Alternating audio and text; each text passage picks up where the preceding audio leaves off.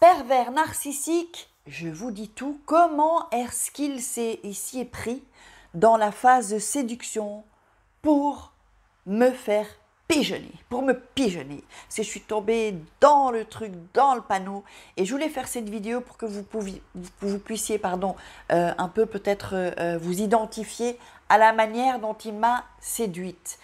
Bonjour, je m'appelle Faraké, je suis votre coach en humour, j'allais dire.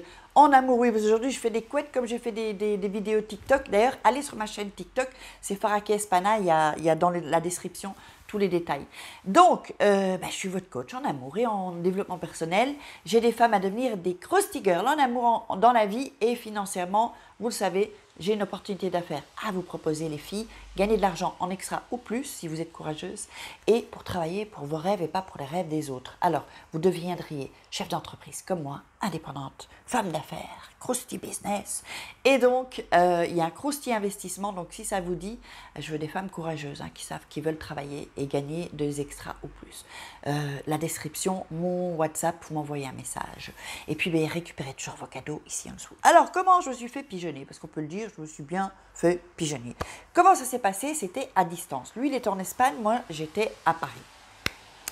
Et c'était une période où j'attendais, en fait, j'ai écrit un livre qui est sorti en 2016, Mon père, ma mère, Allah et moi, donc que j'ai signé chez un éditeur. Et à ce moment-là, j'étais l'éditeur. Pendant 6 mois, j'ai attendu, je devais réécrire, retravailler le livre, tout ça.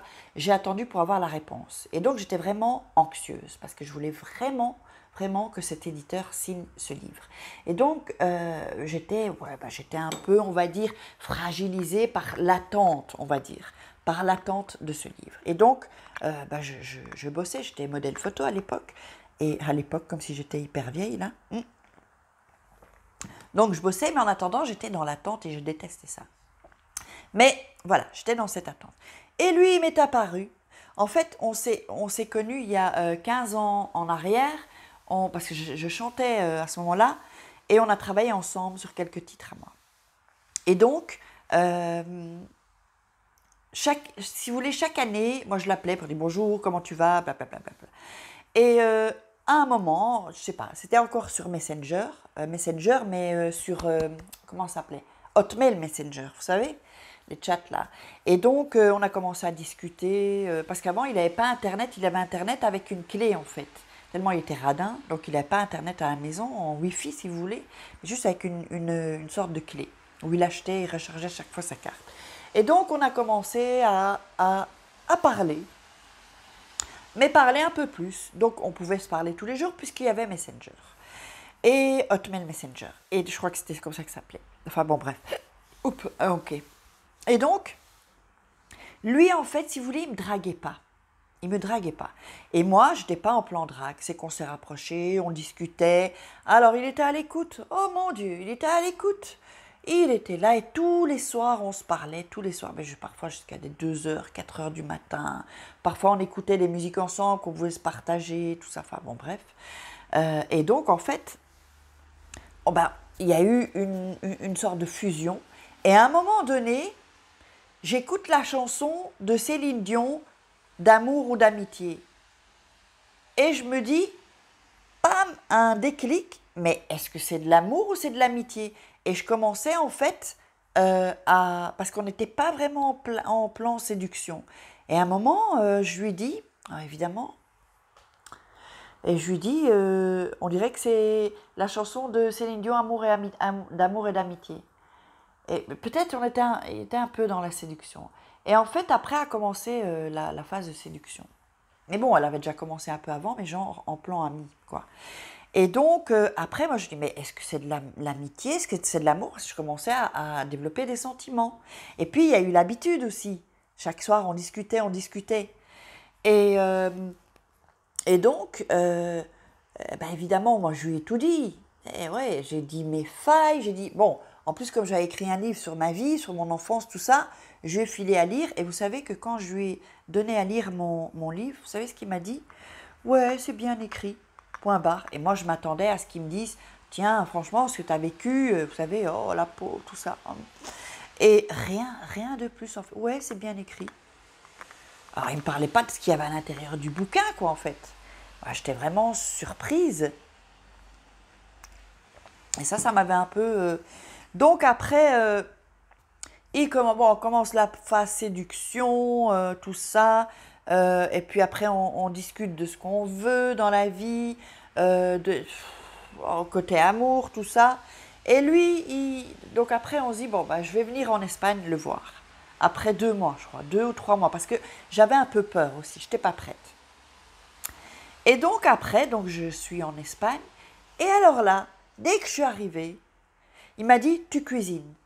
Donc vous voyez, les rôles étaient déjà bien mis en place, hein, autoritaire, comme ça. Bon, même, enfin, j'ai tilté, mais pas. Voilà, j'étais dans le truc, et voilà, un mec bien. Et moi, je lui ai fait confiance parce que on avait des amis en commun et qu'il avait une bonne réputation. En tout cas, c'était pas un coureur. Et moi, ça me plaisait. Parce qu'à Paris, il y a plein de coureurs. Ah là, c'est pour trouver un mec sincère, c'est pas évident et sérieux. Et donc, après, bah, je me dis, voilà, mais en plus, on était du même quartier à Bruxelles. Donc voilà, on avait des points communs, quoi, en fait.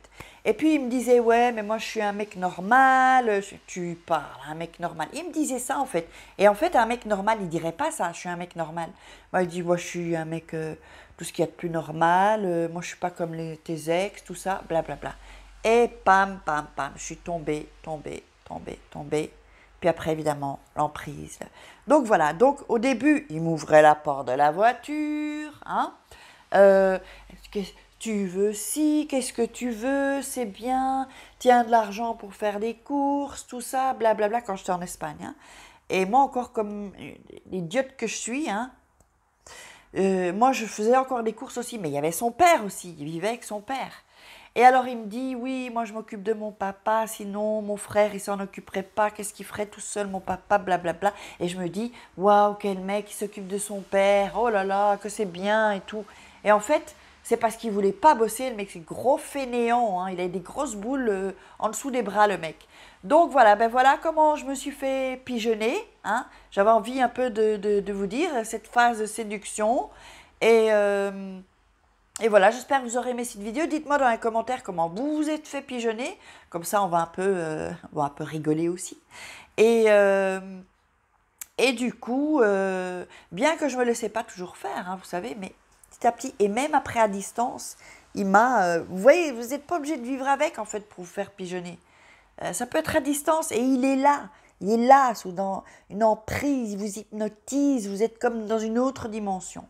Donc voilà, allez, si vous avez aimé cette vidéo, partagez-la, laissez-moi des commentaires, likez et posez-moi vos questions. Et puis, je vous fais les croustikis et on se retrouve demain. N'oubliez pas vos cadeaux. Hein, et on se retrouve demain pour des croustis vidéos. Ciao les filles!